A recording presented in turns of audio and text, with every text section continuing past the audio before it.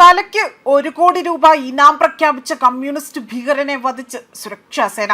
ജാർഖണ്ഡിലെ സരൈൻതയിൽ സുരക്ഷാസേനയും കമ്മ്യൂണിസ്റ്റ് ഭീകരരും തമ്മിൽ നടന്ന ഏറ്റുമുട്ടലിനിടയിലാണ് ഈ ഭീകരൻ കൊല്ലപ്പെട്ടത്. ഇതോടൊപ്പം തന്നെ 16 കമ്മ്യൂണിസ്റ്റ് ഭീകരരെയും കൊലപ്പെടുത്തി. രാജ്യത്തിന്റെ സുരക്ഷയെ മുൻനിർത്തി തന്നെ ഭീകരന്മാർക്ക് തക്കതായ തന്നെ മറുപടിയാണ് സുരക്ഷാസേന നൽകി വരുന്നത്. ഈ വർഷം മെയ് അവസാനത്തോടു കൂടി തന്നെ രാജ്യത്തു നിന്നും എല്ലാ കമ്മ്യൂണിസ്റ്റ് ഭീകരരെയും ഇല്ലാതാക്കുമെന്ന് കേന്ദ്ര ആഭ്യന്തരമന്ത്രി ഉറപ്പ് നൽകിയിരുന്നു. ഈ വാക്ക് പൂർണ്ണമായും ഇപ്പോൾ പാലിക്കുകയാണ് സുരക്ഷാസേന.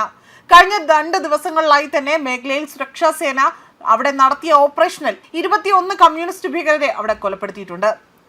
അനൽധ, തൂഫാൻ, രമേശ് തുടങ്ങിയ 1ലധികം അപരനാമത്തിൽ അറിയപ്പെടുന്ന മാവോയിസ്റ്റ് കേന്ദ്ര കമ്മിറ്റി അംഗമായ 16 മാച്ചി എന്നാൽ കമ്മ്യൂണിസ്റ്റ് ഭീകരന്റെ തലയ്ക്ക് സർക്കാർ 1.5 കോടി രൂപയാണ് വിലയിട്ടിരുന്നത്. കഴിഞ്ഞ ദിവസം നടന്ന ഏറ്റുമുട്ടലിൽ ഇയാൾ കൊല്ലപ്പെട്ടതായി തന്നെ സുരക്ഷാസേന സ്ഥിരീകരിക്കുകയും ചെയ്തു.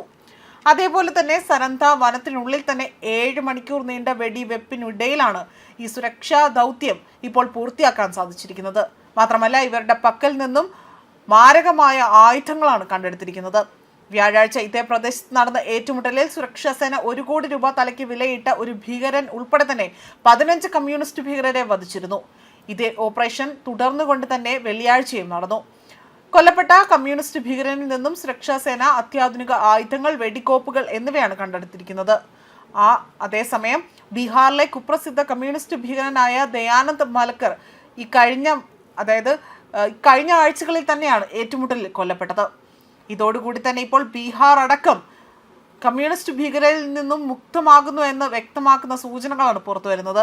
കുറച്ച് ദിവസങ്ങൾക്ക് മുൻപ് തലയ്ക്ക് 1 കോടി രൂപ ഇനാം പ്രഖ്യാപിച്ച ഭീകരനെ ഉൾപ്പെടെ തന്നെ സുരക്ഷാസേന വധിച്ചിരുന്നു. ഇപ്പോൾ നടന്ന ഏറ്റുമുട്ടലിൽ നിരവധി ആയുധങ്ങളും പിടിച്ചെടുക്കുകയും ബീഹാറിൽ സുരക്ഷാസേനയുമായി ഉണ്ടായ ഏറ്റുമുട്ടലിൽ കുപ്രസിദ്ധ കമ്മ്യൂണിസ്റ്റ് ഭീകരനാണ് കൊല്ലപ്പെട്ടതും.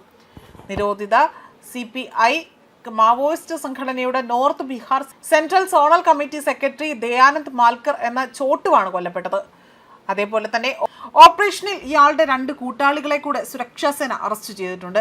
ഇവരിൽ നിന്നും നിരവധി ആയുധങ്ങൾ പിടിച്ചെടുത്തതായും ബീഹാർ പോലീസിന്റെ സ്പെഷ്യൽ ടാസ്ക് ഫോഴ്സ് ആണ് ഈ ഓപ്പറേഷന് നേതൃത്വം നൽകിയത്. മാത്രമല്ല മലാക്കറിന്റെ സാന്നിധ്യത്തെക്കുറിച്ച് പ്രത്യേക രഹസ്യ വിവരം ലഭിച്ചതിന്റെ അടിസ്ഥാനത്തിലായിരുന്നു അവിടെ സംയുക്തമായ ഓപ്പറേഷൻ ആരംഭിച്ചതും.